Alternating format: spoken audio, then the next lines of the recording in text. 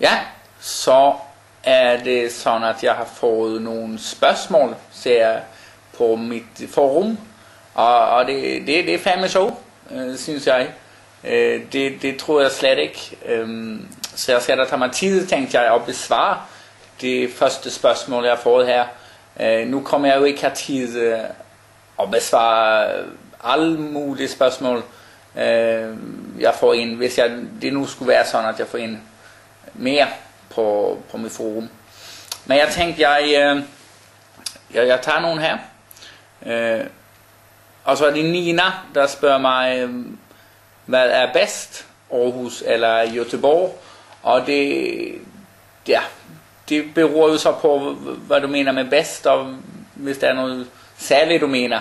Jeg kan jo lide begge byer, men det er jo alligevel sådan, at Aarhus er min hjemmeby, så jeg synes, at Aarhus er bedst.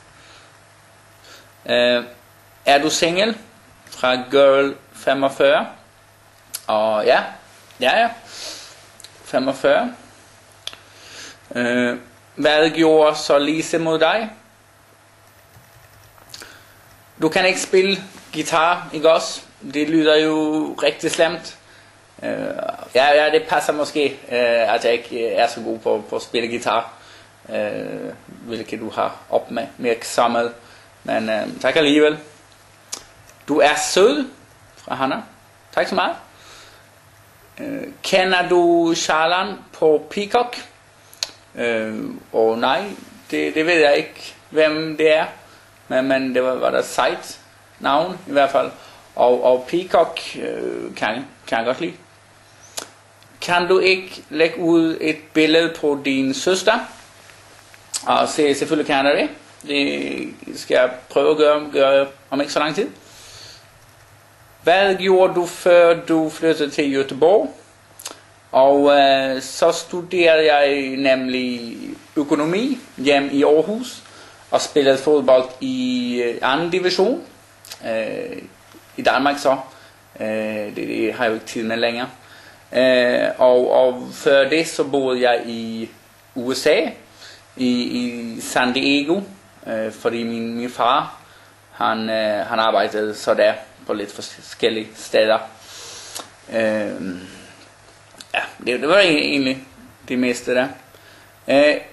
Det her var det sæmste jeg har set. Men tak for den også. Er din søster model fra DGH?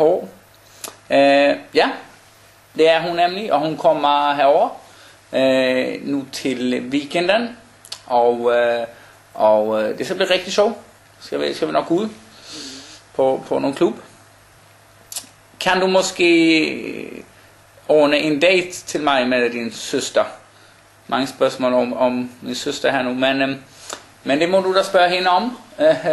Så hvis du måske kommer til Peacock eller Bliss nu på fredag, så kan du da møde hende og spørge hende selv. Og det var det hele. Det var de spørgsmål, jeg har fået ind. Så jeg håber, I har fået det svar, I ville have.